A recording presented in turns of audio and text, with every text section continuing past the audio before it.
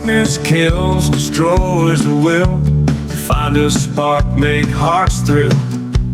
Hear the tales of time so grim. Shine a light, don't let it dim. Heather Brown downtown, bound. True crime story she's found. In the shadows, secret stay. Need a light that finds the way. Welcome back to another exciting episode of Defeating the Darkness, True Crime Stories with Downtown Heather Brown. That's me. I'm your host. I'm a former homicide and sexual assault prosecutor. And today we have one of the greatest episodes ever. I can tell you right now. It's going to be off the hook. This is the story you've all been waiting for. I have a very, very, very special guest that I'm honored to have with us today on the show. And his name is Ryan Peters, former detective with Newport Beach Police Department. And he's going to tell you a story that has made not just the local news. It's been in GQ magazine. It's been in the center story for Rolling Stone magazine. It's been on Hulu. It's been on Sundance Channel. There's one right now. There's a movie about it called Wicked Game, Devil in the Desert. There's another movie. It's a documentary called Dickweed that you should definitely check out. It's really good. And we have Ryan Peters with us today. Thank you so much for traveling. You came all the way from Tennessee just to be here, right? Absolutely. I know it sounded good, but I'm pretty sure you had something else in California to attend. And he graced us with his presence today to tell us this amazing story. So you came from Nashville. Yes. And we gotta tell the listeners a little bit about your backstory before we get into the juicy story of 3 men who took it upon themselves to kidnap a marijuana dispensary owner out of Newport Beach in the middle of the night. Yeah. They kidnapped a man and a woman who was staying at the house. Yeah. And proceeded to do some horrible, horrible, horrible things to this man and this woman.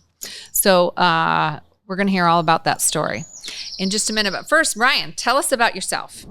So you were a detective for Newport Beach for 20-something years, and then you moved to Tennessee, and now what are you doing? Yeah, we finally kind of called it quits. I've been doing that for a long time and took the kids out to Tennessee to allow them to grow up in that culture, that community, and it's been beautiful. It's been fun, but to keep me busy, I've just been going around Middle Tennessee doing risk management for private schools, independent schools, just kind of creating a new vision for their safety and security, kind of building up those programs from the ground up with like liability and policies and practices and hiring practices and expectations. So it's kind of new out there. They're a little behind the times, and coming from California and just our expectation out here and our professionalism, our knowledge and our experience, it's kind of thriving out there, utilizing all that and kind of thriving it out there. And it's been fun. I mean, It's a great cause. Awesome. Yeah. I love that. Well, that's a little topic that's near and dear to my heart because I work for a civil firm called Fight for Survivors, and we actually go after the schools and institutions. That's in regards to sexual abuse. Yeah. But it's still dealing with the safety and security of our children when they go to school. No, absolutely. Actually, right now, too, that's conceptually how we design our classrooms is to safeguard the kids. And it's just so predators don't feel they don't feel like they have an opportunity to do it. So how we set up our windows and our lighting and our classroom doors and everything, like we're building it from the ground up, how to protect our kids throughout the day. So it's a big cause right now, a big push out there. So I love that you're doing that. Yeah. And on another more exciting note, you also, I know this, started your own publishing company. I did. I mean, this case kind of catapulted or actually just forced me into it, to be honest with you. Just the demand for this story was so big. And at the time, like 2020, 48 Hours, were kind of creating the narrative for the story. And at some point, I wanted to kind of take that narrative back and put it in my own words and the entirety of the truth, like get it all out there, get it where it's a cleaner version of it. So just I started writing the story and writing a book on this exact thing. And you did, in fact, write the book called Left, a true crime novel by Ryan Peters.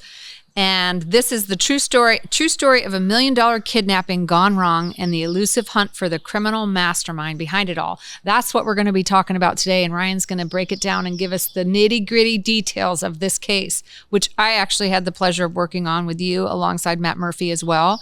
And we're going to talk about all that. But go back to your like decision to create your own publishing company and write this book. Yeah. I mean, at the end of the day, you want some, control into what's going to go out there publicly. And it's a case that you and I and Matt just dedicated so many years to, and you wanted it done. You wanted justice done in the right way, right? And not only in the case, but in the narrative that's going to be so public.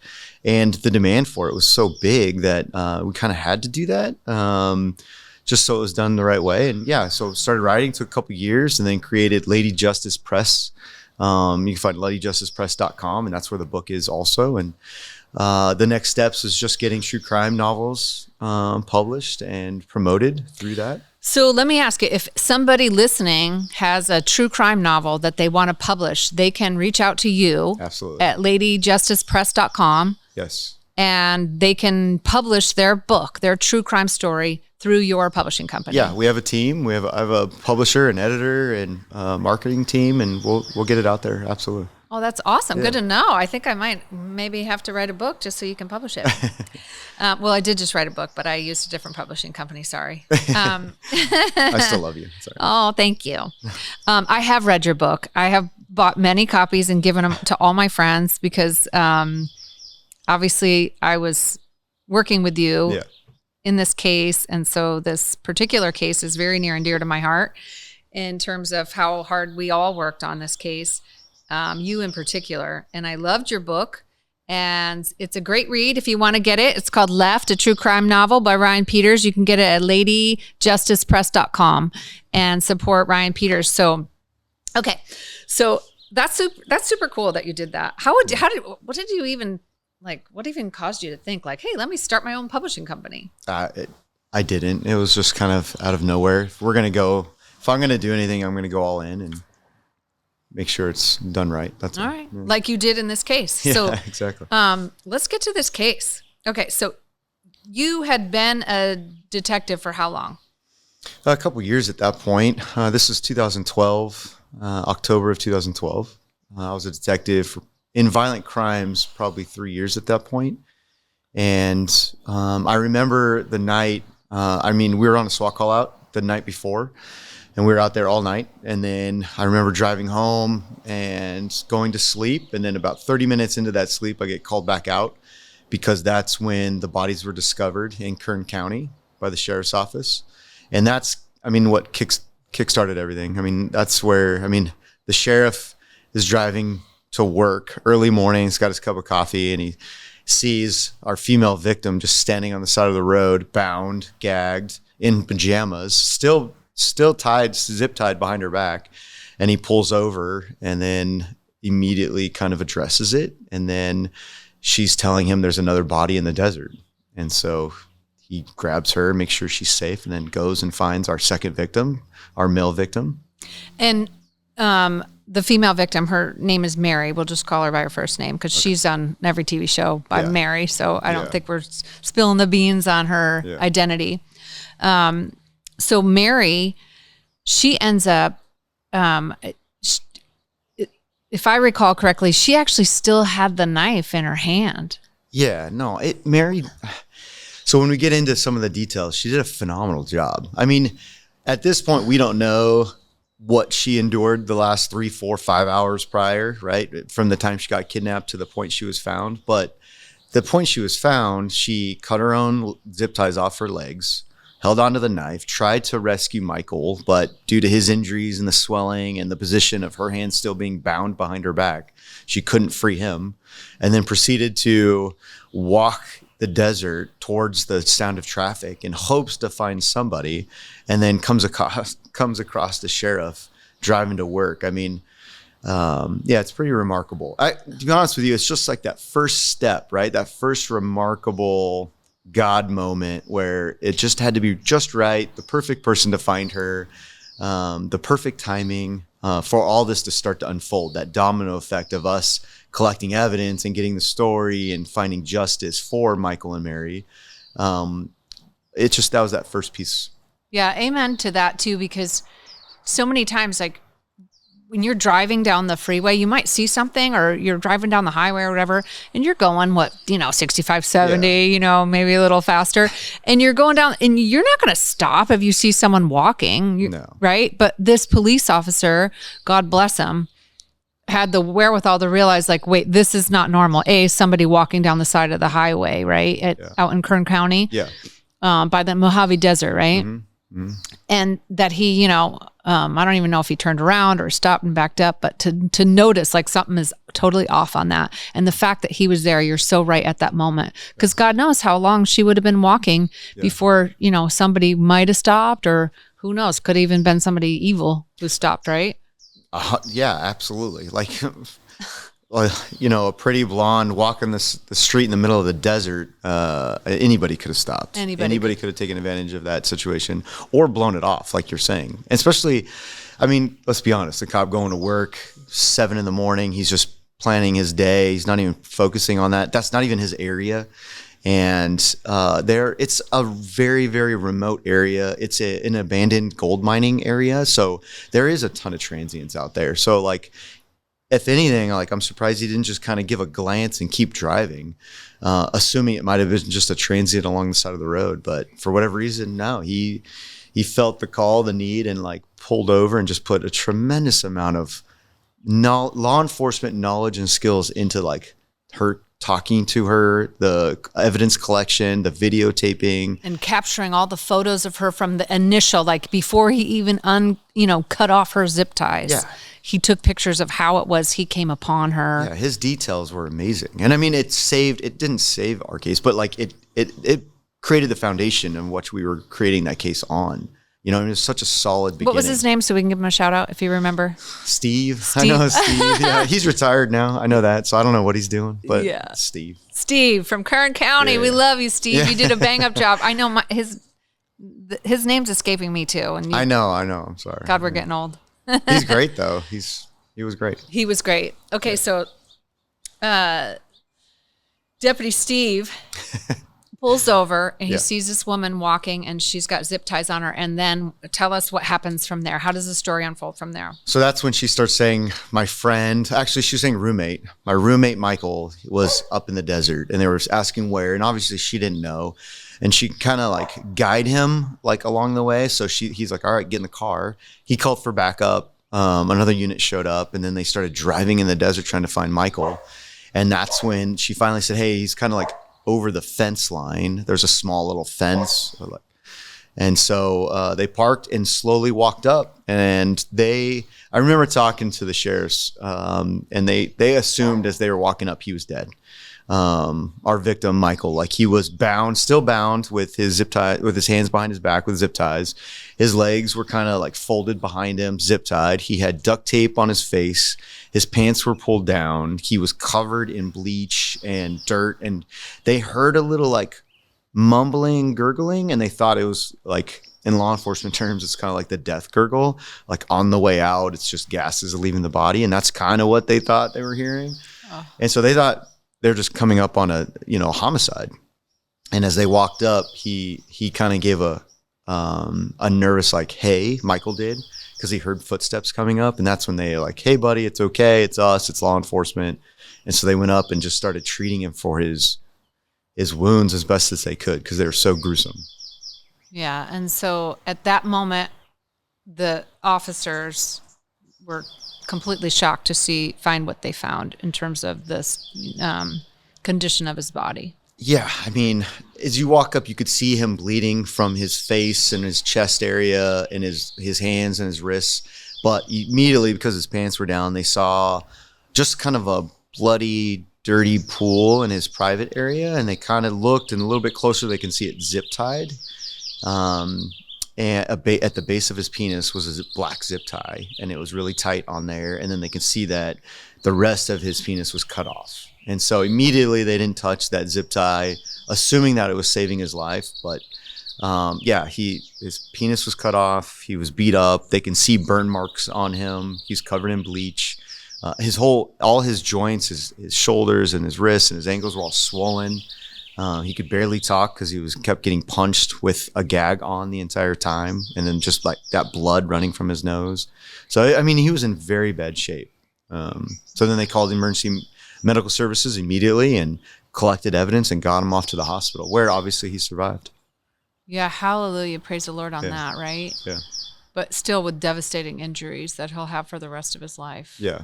So that's in regards to the injuries, that's what I got called. So I got called because, yes, I worked violent crime, but they thought at any point he might actually not survive. So as soon as they were driving to the hospital, they were calling us, and then we were sending detectives out there. And then that's when I kind of got everything back together after about like 30 minutes of sleep and went back out to Newport to start kind of just identifying the scene and seeing where he was originally kidnapped from, and make sure that we started collecting all the right evidence and like, again, building that foundation that we needed to start off on the right foot. So I'm going to ask you a few questions. Now, it's obviously I worked on this case. Yeah. Okay. So I know pretty much all the things you're about to say, but I don't know some of the things I don't know. So I'm going to ask you a couple questions. I might interrupt you, and I apologize. Yeah, no.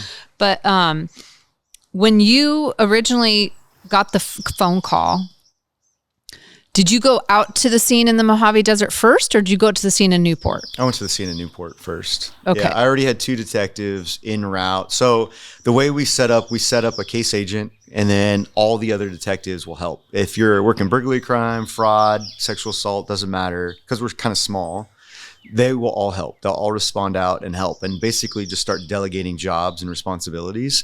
They're collecting witness statements, evidence, cameras, anything, and they kind of just throw it back on you, and you kind of piece it together in regards to what direction you want to go. So because I knew 2 detectives were already going out to interview Mary and Michael, I went to the house to get just a sense of what happened. I mean, going into the house gives me a sense of like kind of the direction the investigation might go. Like, was it a home invasion? Was it just a burglary gone wrong? Was it his buddies? Like where in regards to him owing them money or something, you know what I mean? Like what did the house look like? Did they kick in the door? Did they break a window? Like, that gives you some kind of intel in regards to where maybe your questioning will go and the direction it will go. So I wanted to go to the house first. Okay. And the house is in Newport. Mm-hmm. And just tell our listeners whereabouts in Newport. So it's, I would say, 2 blocks from the beach on the peninsula. It's 26 and Balboa area. Beautiful 3-story, beach house down there. It's and the houses are all very close together for those people on the East Coast. Shout out to my East Coast buddies, Maureen, Becky, Brenda, listening. Thanks for listening. But yeah, so it's like a beach community. Houses are big, but like you could knock on your neighbor's window and ask for a cup of sugar. 100%. The houses are huge, but they're straight up.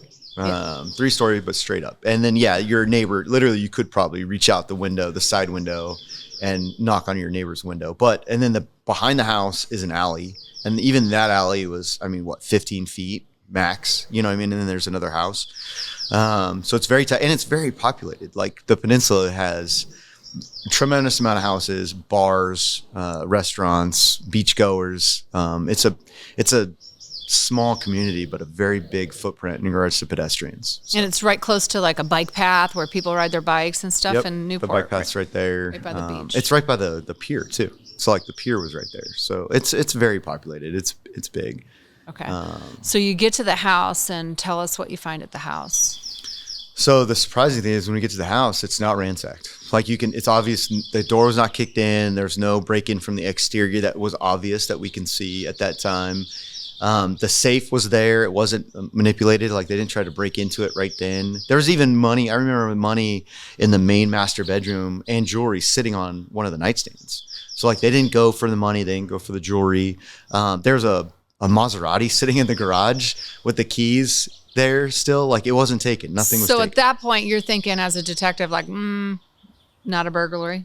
100% not a burglary. And so immediately you're trying to figure out, okay, then who's my victim? So if it's not a burglary and it's not somebody that's just saw a rich house, right, and they wanted some quick cash, and then it went wrong, so they took them, right, kidnapped them and dumped them. So it immediately looked like a hit. So if it's going to be a hit, well, then who's my victim, right? What are they into? Who are they? What who do they owe, financially. So Yeah, who are their enemies, yeah, right? exactly. Yeah. Okay. And so you, I'm assuming, start at that point trying to uncover who Michael is. Yeah, start running Michael, doing a deep dive in regards to who he is, where he works, how much money he has, where his money's going, right? So we start writing warrants on his house, his financials, his cars. And then we quickly realized Michael is a big name in Southern California when it comes to weed dispensaries. He owned 3 of them, two outright, one he kind of half owned, half ran, from Long Beach all the way down to Orange County. And not only did he own 3 dispensaries, but like they were very big dispensaries, very public dispensaries, a lot of marketing. Like everybody knew him. Like if you're going to buy weed in Southern California in 2012, you're probably going to buy it from his dispensary.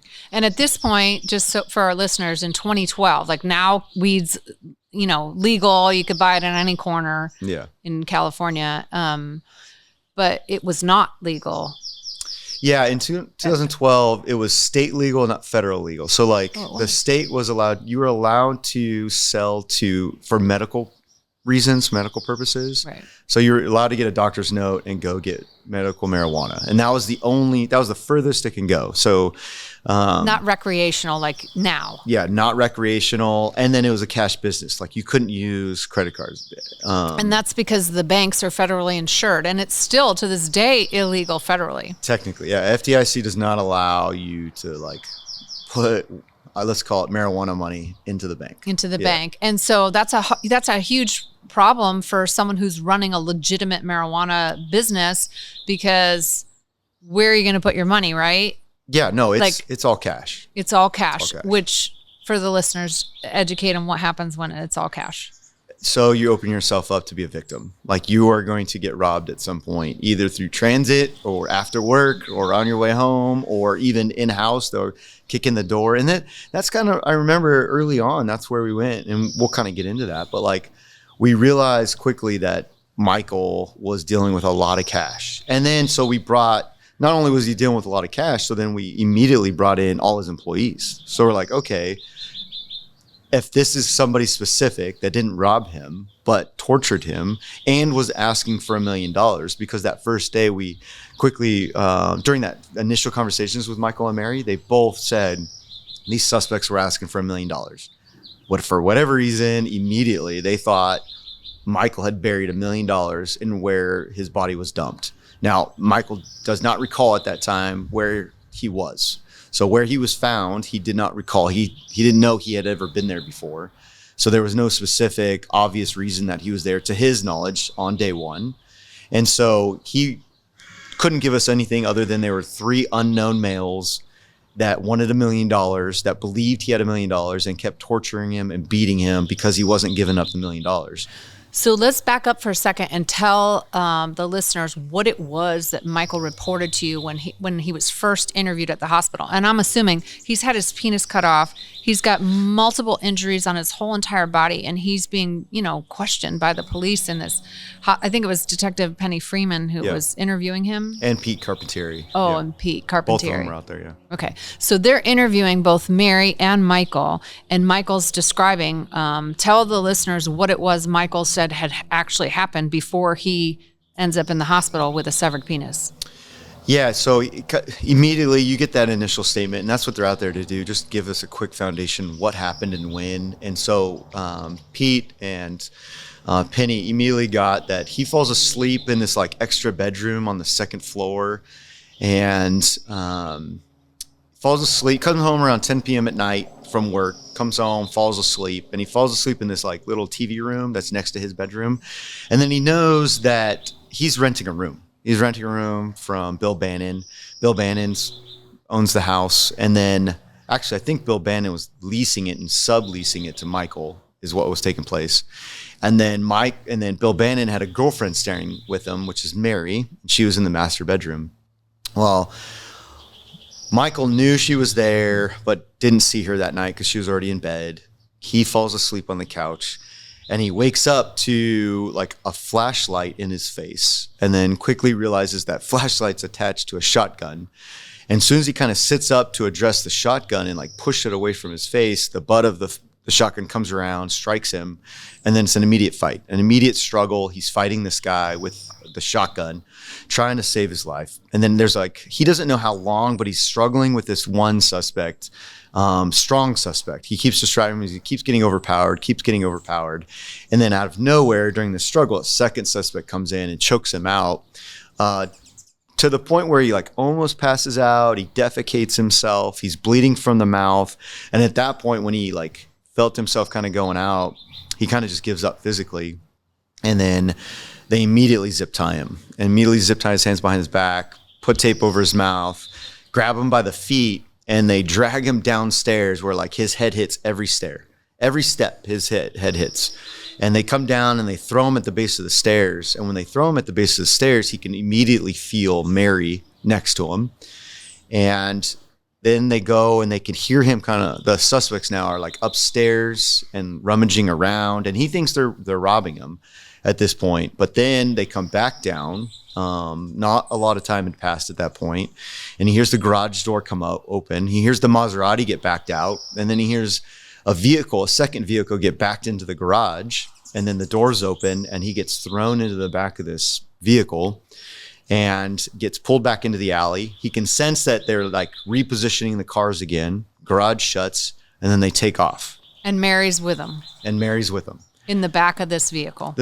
Yeah, they're describing the vehicle as unknown, right? They're describing as they can feel the metal on the floor. They can feel like plastic on the sides. They can feel in his back like the wheel well. And so they couldn't immediately describe it as like the back of a truck or the back of a van or like a utility van or anything like that. They just can't. They're describing physical objects at that point, which is fine. That's perfect. That's kind of what we want them to do. And from that point on, they immediately drive and they immediately start, they have ski masks on. So he could see them in regards to their ski masks. And he's describing them as... Was he blindfolded at this point? Well, he's blindfolded, but it kept coming down, right? Through the struggling and through the movement. But they have ski masks on. And they kept ski masks on, yeah. Okay. So to that point, at some point, he kind of realizes in this like... beating and this adventure out to the desert where he gets dropped, he realizes like I have a blindfold on and they still have ski masks on, so like maybe they won't kill me, because then he's thinking they still don't want to be identified. Right. I mean, I don't even know if I would put that together. Maybe I would if I'd been dragged into a vehicle and taken. I think you and I would. Yeah, we'd figure it out. I'd like to think so. Yeah. But I mean, that's got to be so scary. But imagine that, like in that moment after you've already been like pistol whipped and dragged down the stairs with your head hitting every step and beaten, and you've, defecated on yourself, and you're zip tied. You have no idea what is going to happen to you. Yeah. And your hope is that because they're wearing ski masks, maybe they won't kill you. Yeah. I mean, it is remarkable where you go, where victims go for survival, right? Like where they start rationalizing things or justifying things or just hoping for things. And that was something he held on to. They have ski masks, maybe they won't kill me. And then that's kind of what helped him endure, right? That's what helped him keep going. And so from that point on, though, from the back of the car, the beatings start, the fake like Hispanic accents start. He can quickly realize, they were using like Hispanic slang, but speaking English. And they were asking for $1 million from the get-go. Like, weren't they saying like, S.A., S.A. and puto, and they were like calling them little names, Hispanic names, and yeah.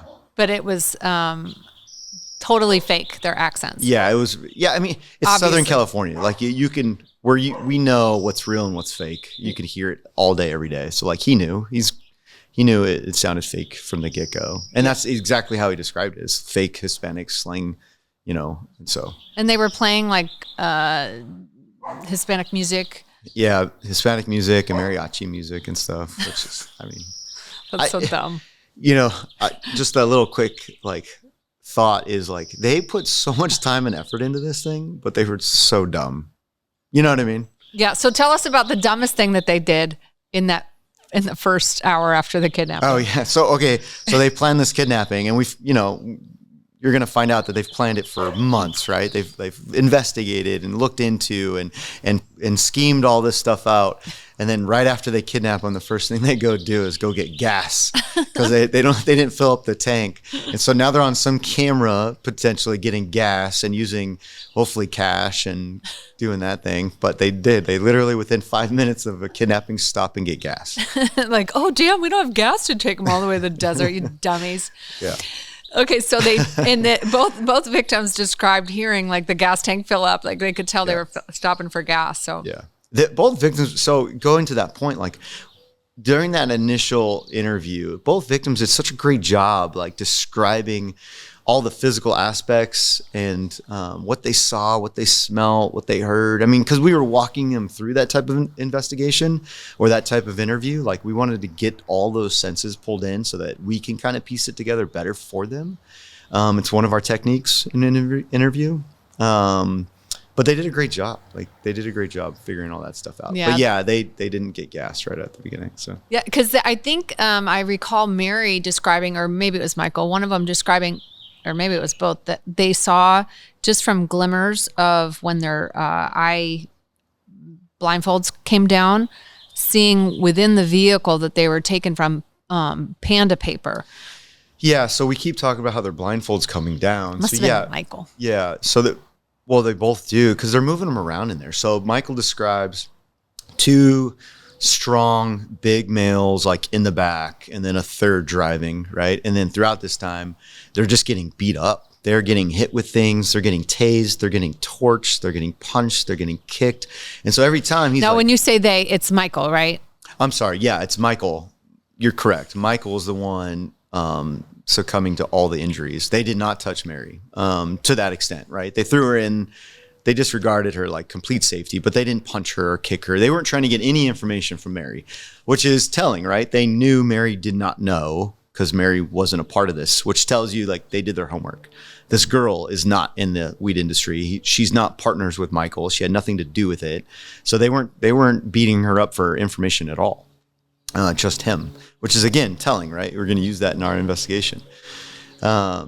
So throughout that, Michael's getting beat up, and at multiple times he's talking to them about like not being able to breathe because he's got a bloody nose and he's gagged and his blindfold's coming off. But he can see panda paper up, and panda paper is this black. It's black on one side and white on the other side, and it's used for grows to keep out the light and then reflect light on the inside. In the marijuana grows. The marijuana grows, yeah. Okay. So, which again is telling, right? So like these individuals are in that industry. They understand what's going on, or they have a grow themselves, obviously. We call that a clue. We call that a clue. Yeah, we call that a clue.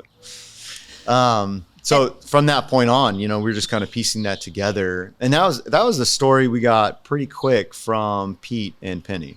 Okay. And so when just inside that van, they're laying next to each other in the back of this van, and Michael's being tortured, and they're, saying things about the money that they believe that he has, like $1 million. Yeah. But they're like burning him. They're actually burning him with a butane torch and whipping him with like a rubber hose. Yeah. And tasing him. Yep. Right. And if I remember, they were tasing his genitals. Yep. And when he would kick Mary, Yep. they would yell at him for kicking, like, don't kick the lady, Yep. And it's like, you just tased me and my genitals, you assholes. Yeah. It's just, I just can't even imagine what he went through. How long is that drive? How long is the drive from Newport Beach to the Mojave Desert? Almost 3 hours. If you're going this, we had to assume they were going the speed limit and like playing it safe and not going fast. It was early morning hours, right? They got dumped before sunrise, just before sunrise. So 3 hours ish. So this is truly in the middle of the night, like 2 o'clock in the morning till like 3, till 5 o'clock in the morning. I don't know when the sun rises, but yeah, it was 6. Honestly, I think it was like 6:34 for some reason. It was like, good memory. Yeah. Well, so we went out there. We wanted to see what they saw the next day. What part? So at some point I went out there and I just stood where the victims were dumped in regards to justifying the fact that like they didn't know if the victims had popped up and untied themselves. would they still be lost in the desert, right? Could they still find their way home, or were they still possibly going to die out there? And the answer is yes. Like, they were in the middle of nowhere, and her finding the road is a miracle. Yeah, like, it's a miracle from should God. not have happened. Yeah. So I wanted to get that feel and justify that and articulate that and say, like, no, like, even where they dumped them, the likelihood of death was high, so. Yeah, for sure. I mean, if Mary ultimately hadn't been able to get herself untied at her feet and walk on the desert floor to that highway, they'd have surely just been, eaten by animals or died from starvation or dehydration or. Yeah, absolutely. So, very unique. So it was a long road going back to the torturing. The entire time, all they wanted is $1 million. So for 3 hours, they're beating him, asking for $1 million. And the entire time, he's trying to give them money. Like, the entire time, he's saying, like, I have a safe with $5,000 in it. I have my weed dispensaries. There's $40,000. There's $30,000 in another one. I can go to the safe deposit box and I have $100,000. Like, we can go. And they didn't want to go to any of them. They didn't want to go to the dispensaries. They didn't want to go to the bank. They want none of the, like, small change, if you will. They truly believed they were driving him to a location in which he buried $1 million. And so that was another question. Like, how did they know he buried $1 million out there? Or what would it make them think that? Yeah, what would make them think that? Because he didn't. Obviously, he didn't bury any money out there. But why were they thinking he did, And early on, he couldn't tell me why. Like, Michael could not remember why he was dropped there specifically, or if he had ever been there. And obviously, keep in mind, this is day one of the 3 hours, and he's getting prepped for surgery, and he's getting, treated for his injuries. So he couldn't give us that. So that we didn't have that information early on, like what would have driven them out there. So at this point in the investigation, you're just kind of trying to figure out, like, who might have done this, like who are Michael's enemies. Yeah, it was a true, it's cliche, but it was a true whodunit. And so you start interviewing everybody, family, girlfriends, coworkers. And what did his coworkers say about him? Coworkers said he's a nice guy. Doesn't owe anybody any money. And we didn't find one person he owed $1 to. And we interviewed so many people at both dispensaries. And that's kind of hard too, because dispensaries don't keep the best records in the world at that time. I'm sure they do now, but they didn't then. So, like, we were just interviewing a ton of people that might have worked there at some point, and then we were running down rumors, right? Like, some coworkers like, well, maybe he owes this guy money, or maybe he owes that guy money. And we're like, all right, let's vet that out. While we're doing that, though, we also think it's just kind of a potential takeover robbery. Like, he was a hit because he owned dispensaries. And at that time in Orange County, dispensary owners were getting robbed. And so we started linking up with other county agencies and looking into, like, who are they looking into? Who are they following? And I remember early on, we served a bunch of warrants in, like, Huntington Beach, Santa Ana, Orange, with actual gangsters that were robbing dispensary owners, seeing if they were tied to these guys. And what we were doing is not only were we looking for evidence, but we were just getting, like, DNA swabs from all of them, trying to hope at some point some of their DNA linked to some of the DNA we're hopefully going to gather throughout this case. Right. Because for our listeners, when you have, like, obviously you had CSI, I'm sure, go out there and both places. And you're, like, collecting Michael's clothes, Mary's clothes, the zip ties that were cut off their body, right, to see, and swabbing them for any potential DNA that might be found of any of these perpetrators. Yeah, the evidence collection is large. And so that's the other piece that takes a long time, right? So the evidence collection, I went to the house. We had detectives with the victims.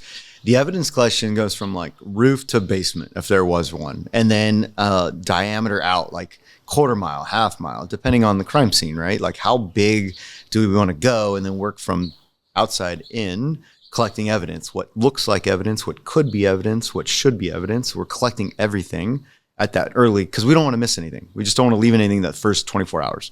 So we're collecting almost everything. And then same with the victim, right? All their clothes, the zip ties, underneath their fingernails, any, like, lint on their clothes, hair that might be left on their jean, Could it be an officer's? Could it be a dog hair? Like, yes, but we're collecting it just in case. Hoping You collected a ton of evidence in this case. hundreds and hundreds of pieces of evidence. And then you have to start going through them to figure out what's relevant and what isn't relevant. And then that again helps you with direction. You kind of like piece it together when you're like the lead detective on something. CSI is bringing you evidence. You're getting detectives getting evidence statements. They're coming in. You're getting your primary statements. They're coming in. You're getting video captures, evidentiary video captures that are coming in. You're just trying to like put it all together to see kind of what direction it'll take you. And like I said, like we collected everything. And then going back to the house, even they didn't take anything. But what they did though is when they beat him up, they obviously left a tremendous amount of blood on the couch in the room which he was attacked. But he also had a blanket and like a duvet, and they took that duvet and they hid it up in the third story balcony area behind the house. And that's actually, later we find that's how they got in. They went from the rooftop in third story and came down that way. And they hid everything back up in that little hideout. Why? I don't know. Like, I don't know why they would have hid it there. But again, it just, some of the things these guys did were just stupid, but they thought they were being clever and they're just not. But anyways, we found evidence throughout that entire house. And so just had to keep it just in case. Yeah. So you had to collect all that evidence. You had to collect the evidence from the scene out in the desert and then try to piece this whole thing together. And at this point, I mean, you're collecting all this stuff. You have, how many detectives would you say were working on this at this point? Probably close to 30 at that point, yeah. Wow. And you're getting all of the information from them and just trying to figure out like who did this and why. Yeah. So at this point, how much time has gone by? I would honestly just 24 hours because the very next day we started hitting all the suspects in weed dispensary robberies around the county, right? So early morning hours the next morning, we're hitting those houses and those people. And so, but then... Had you gotten any sleep at this point? I don't think so, no. I think we're going on 24 hours for sure at that point. But what happens is, so once we did that and that came up, nothing. I remember sitting at my desk and kind of just sitting there kind of trying to refocus, right, and see everything that we have and what is and what isn't when it comes to evidence. And I remember one of our officers during the day, right, it's chaotic. That first 3, 4, 5 hours is just so chaotic. Everything's happening. Someone will tell you something and you just kind of give them a yes or no or a thumbs up, and then that person moves on, right? So I remember a detective coming up to me and saying, hey, one of the neighbors directly behind the victim's house saw a suspicious car the day prior, right? The day prior to our crime. And she wrote down the license plate. And I remember thinking like, okay, great. Like, I mean, that's great. I got a strange car. And you have to keep in mind, neighbors call in strange, quote, strange cars all the time. Like, do they? Yeah. I mean, what to them, anything can be a strange car. So you kind of start getting jaded to the term strange car. You know what I mean? Because it's very subjective to that individual. And so I remember the detective saying, hey, she wrote down the license plate. Here's the license plate. And it's on a Post-it note. And I remember putting the Post-it note on my computer screen and then just taking a deep breath that next day once all those warrants kind of went through and kind of failed, basically. You know what I mean? Like they weren't no main suspects, no clear direction. And I remember seeing it and I remember running it. And it comes back to Kyle Hanley out of Fountain Valley. And I was like, okay. Like, again, it's a local. So your crime's in Newport. He's in Fountain Valley. 25 minutes away, right up the 55, freeway, local freeway. So I'm thinking not a big deal. But then you run him and you realize he's had prior history, a criminal history with marijuana. And the sale of marijuana, marijuana dispensary crimes. And so I'm like, okay, well, who is this guy? If I could raise one eyebrow, I'd be like, huh? Right. And so it's one of those things where like, you got to take it to completion, right? Since I opened the door, let's truly find out who Kyle Hanley is. Let's like run this till it's exhausted. And so we can at least just check it off and not think about it anymore.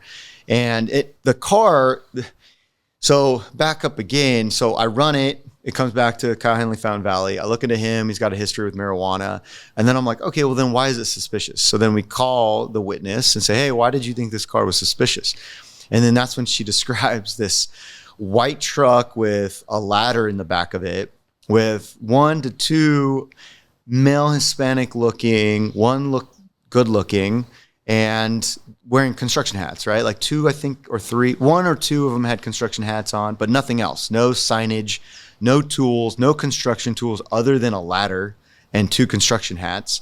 And it pulls into the back alley, which is, like I said, 15 feet apart. She's able to kind of overlook this truck from her bedroom window, see them put the ladder up, and see the truck kind of disappear. And then the other 2 individuals disappear, and then the ladder's gone. And she didn't see them do any work, so she thought it was very suspicious. And she describes this to me, and I'm like, yeah, it is suspicious. You know what? You're right. I will agree with you on this one.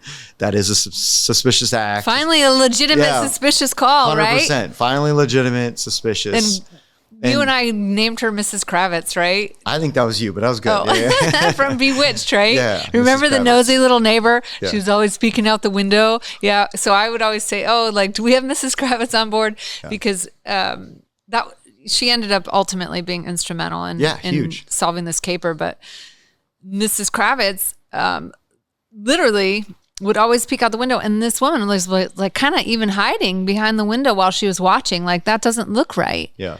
And how many times do we see something and it just doesn't even cause us to be suspicious? Right. You know, like, what's that shady guy doing on the street? But I'm not taking enough time to write down the license plate number. Right. Sometimes I do, though, actually. That's a lie. I do. Maybe I'm a little... You do because of your profession. Like, you do because of your experience. But, like, the normal citizen will not do that. You know, they might call it in and then give you, like, kind of a half-assed description of the car, right? Because they passed it and they're already going on to where they're going on to. But like, no, she took the time, wrote it down, remembered all the actions, remembered the timing was off, and then wrote it down. And then obviously she saw the police activity the next day and thought, I should obviously tell someone this. And then keep in mind, Mrs. Kravitz, our witness, proceeded to testify later. Like, she went through the entire process with us and was, like you said, instrumental. She was great. Yeah, because she gave the police that lead. Like, do you think that had she not done that? No, I don't. No, if she didn't do that, like, we would have had to have gone through like hundreds of hours of like city videotape to like find something that was suspicious, right? Like, we would have had to gone to every business down there. We would have had to gone to every fast food, every gas station, every city camera, and just sat looking at video and tried to find something quote suspicious to us during that time frame. And that would have just been hours and hours that put us behind. Yeah. So she fast forwarded that for us big time. Okay, put us in the right direction. And how did you find Mrs. Kravitz? She came to us, to one of our officers while we're doing a canvas. That's what I wanted to talk about. Okay, so you're doing a canvas. Tell our listeners what a canvas is. So we're doing an evidence canvas where it's either statements or pieces of evidence. So we have officers documenting plates. We have officers documenting where all the cameras are so that we can go back and look at those, from like ring door cameras to city cameras to work cameras, right? Like a company down the street that might have their camera pointed in the right direction. Like, so I have somebody detailing those out so that we can go back and look. And then we have somebody doing door knocks. So somebody goes from anywhere from like 2 to 3 blocks out and they work their way in, just literally it's called a door knock. They knock on your door and say, hey, from this time to this time, did you hear or see anything suspicious? And then they're supposed to document, were you asleep and woke up, or were you already awake? Were you drinking, and what room were you in? And they detail all these things out so that we can decide if they're a good witness or a bad witness. And then while we're doing that, she actually like comes out and comes to us and was like, hey, I live directly behind the victim's house. This is what I saw the day before. Wow. Yeah. And if I recall, there were a couple other people that said, I heard like a girl fighting with someone in the middle of the night or something, and we had to like shake down that whole lead, right? Yeah, and there are rentals down there, so like, and it's a bar scene down there, so like there was a lot of screaming. Like, we probably had, I think we had 2 to 3 potential screams or loud noises or like car crash type sounds that we had to like vet out and shut the door on those, like clean those out. So again, like it's all time. Man. It's all time. And I don't think the average person, like I know, the crime shows showed things in an hour or 2 hours, but there's so much work involved. People don't realize how much actual like foot work. Yeah. What do they call it? The cops do like just beat cop or something. Yeah, like a beat cop. Like they're out there knocking on doors and interviewing people and following leads. And, do you have cameras? Do you have cameras? Yeah. And all of that takes time. Yeah. Ryan, I'm sure that our listeners are curious, like, what is the timing of these leads mean to a detective when you're trying to solve a case that's as horrible as it, or any case, but really something that's so horrible and they're so just violent? so vital. Like they're so vital. Like the evidence and the statements and the potential witnesses, their information is extremely vital and it's timely, right? So like I need it sooner than later. And I need it sooner than later, one, to either track down like that suspect, or sooner than later that I can get rid of it and ignore it, right? And not waste time on it. Time is of the essence for both parties, right? Suspects want to get further away, and then we want to cut that in half, right? We want to quickly catch up to wherever they're at. And it's hard. And that's the best part is like, so I talked about like 20 to 30 detectives on this. Well, 20 to 30 detectives worked it for 18, 20 hours, right? Like there wasn't someone that worked it more than anyone else. Like it took the entire department to like whittle this down and get it into a nice, clean package, right? So if an officer knocks on a door and he gets a statement, well, that's his job's not done. He's got to verify, is the statement viable? What do I need? What are the next steps? Can I run the information for the lead detectives? Can I put a nice little package of a car and the house and like everything together for him so he doesn't have to do it later? Like they have to do all that work and that legwork for the lead detective just so it doesn't bog down the lead detective. Wow. And as far as a case going cold, is there like some time period in which like a detective thinks, oh shit, like this case has gone stale, or like, is there there generally speaking a time in which a case is fresh and hot and needs to be solved? Yeah. So the second I say, as soon as the information stops coming in, then that's when, like for myself, I would say 24, 48 hours, like when that information stops coming in and you stop getting potential leads and you feel like that there's a wall, like you hit a wall. You're like, okay, I've looked at everything and I'm getting no more information and I can't see plan B or step 2. Then that's when you start to panic as an investigator and you think this is going to go cold. And so then you have to like redo everything. Like maybe I missed something and maybe I can take a piece of evidence a different direction or a statement a different direction, or you go re-interview good witnesses, maybe pull more information out of them. Because that's when you kind of start to panic and think, oh, we screwed something up.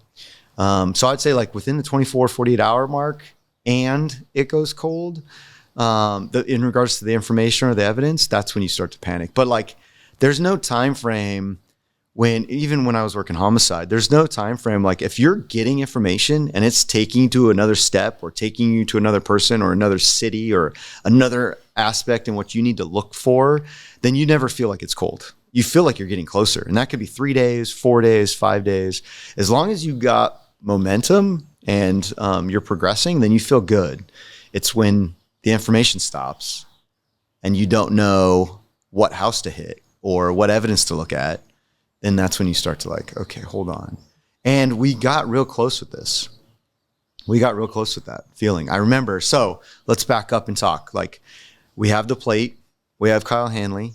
I find out it is good, suspicious information, right? Thank you, Mrs. Gravitz. Thank you so much. So we immediately put a team on him, it was a mixed team of Orange County Sheriff's Special Task Force and our own guys. And they were updating me throughout that. And what they're doing is they are just, for lack of better terms, they're spying on him, right? They're sitting on his house. They're paying attention to him. I'm writing warrants already, getting them ready and prepped so that anything that he does that is like kind of outside the norm of a normal person's daily activity, like we're going to pounce on that. And so this team is watching him and they watch him for, I would say the whole next day, because it was day 3. that we finally served the warrant on him. So like they're watching him for another 12, 18 hours.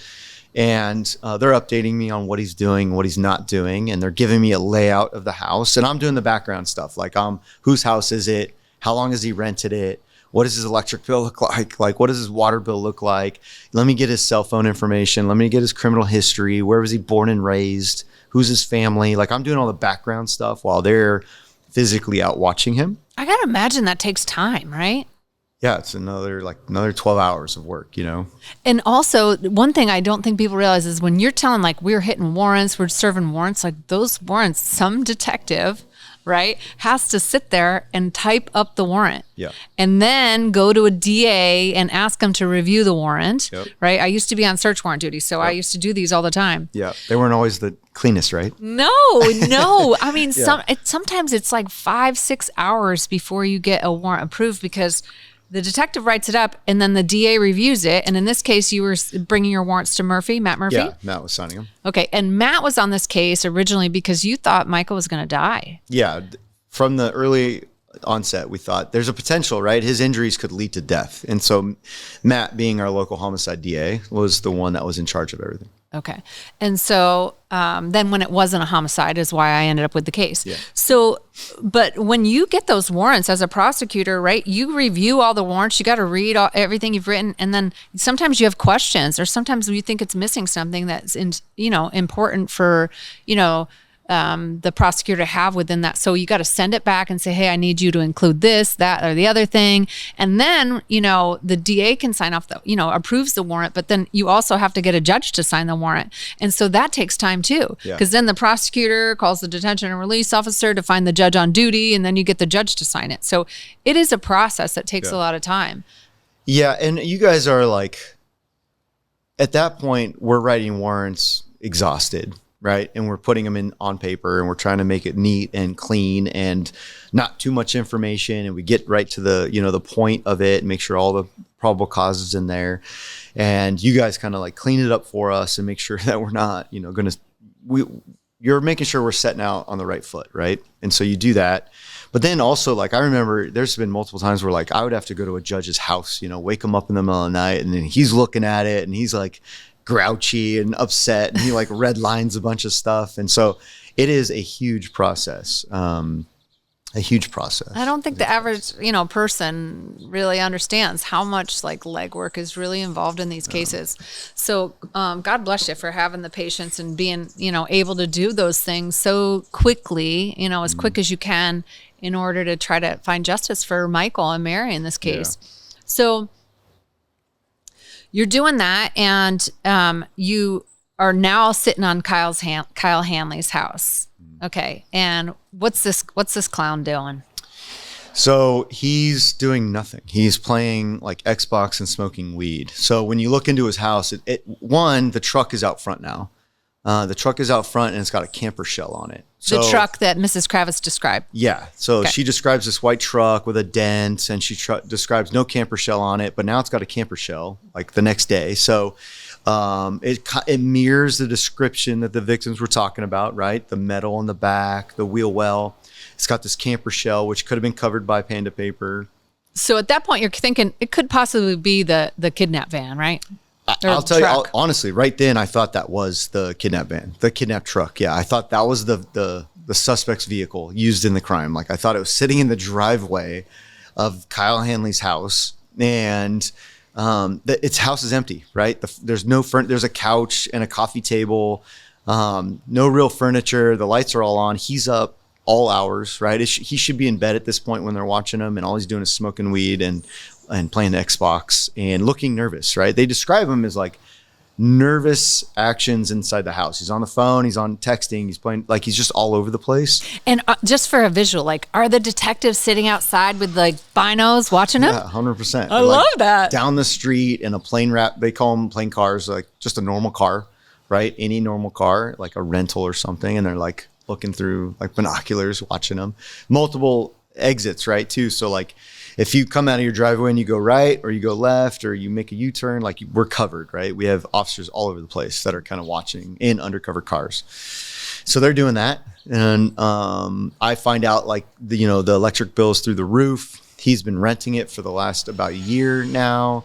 And so the it's- electric bill being through the roof for our listeners, what is that a sign of? It's just telling me he's growing weed. You know what I mean? He's using a lot of electricity to power their lights, and then all out 24/7 lights on, and a lot of lights. So it's sucking a lot of energy. And so he's definitely growing weed in the house. Okay. So like, I think this is great. I'm super excited about this lead. And so I finally, we write the warrant up, and Matt signs off on the warrant. So now we're just waiting. We want him to leave, because at the same point, though, he's by himself. He didn't commit this crime by himself. So like, is he going to go to his buddy's house? Is he going to go to a warehouse? Is he going to go, where's he going to go to lead us to like step 2, right? So great, we have him. We're not going to lose him. We're all over him, and that's fine. But like, we want more, right? We want more from him at some point. And so we sat on it longer than we probably should have, because he didn't go anywhere. And then at some point I say, okay, hey, we're good. Let's hit this house. So if he ever leaves, let me know, pull him over for like any vehicle code violation that he does to get a probable cause to stop him. And then give me a call and I'll come interview him. And then again, I'm asleep at home. It's early morning hours. And I think, again, 3 hours sleep. And my good friend, Josh Comp, calls me. He's like, hey, he left. We got him stopped on a vehicle code infraction. We're over here by this like 7-Eleven. I was like, okay, great. So I get in the car, drive down there. And I remember playing like my interview in my head, like how we're going to start, what direction I'm going to go, what questions I want to ask this guy. What am I looking for from him, right? How can I get anything from him? Like, what kind of leverage do I have? And so I remember pulling up, and then when I pulled up and he saw that I was just in like normal plain clothes, and I said, hey, Kyle, I'm Detective Ryan Peters. Do you know why I'm here? And, it's not for this vehicle code infraction. And he immediately looked at me and just went, like, I saw all the blood disappear from his face, and immediately started to sweat, and he looked super pale. And he just said, yes, sir, but I want a lawyer. I'm not going to talk without a lawyer. And so I was like, okay, no problem. Shut the door. That's when I knew, I'm like, this is our guy. Like, this is our guy. And I can't wait to see like what we get more from him. Wow. Well, I'd love to hear the rest of the story, but we're out of time. Oh my God. On that note, I'm imagining that you're just like, holy crap, right? This is our guy, but it was no more leads at that point, right? I mean, like, yeah, no, we have him, but to what extent do we have him? And then what do we have after that? okay. Cause as once the lawyer is invoked, it's game over for you talking to that particular criminal. Right. Okay. Suspected criminal at this point. All right. Well, we're going to have to find out. Don't worry. He's coming back. We're going to find out what happens next on the next episode of Defeating the Darkness. So be sure to tune in for episode 2 so we can hear what happens after Detective Ryan Peters finds one of the guys responsible for the kidnapping and torture of Michael and Mary. We'll hear all the details when we return. And till we meet again, that's a wrap. So if you cannot find the light, be the light. Till next time. We'll see you then. Be the light, shine so bright.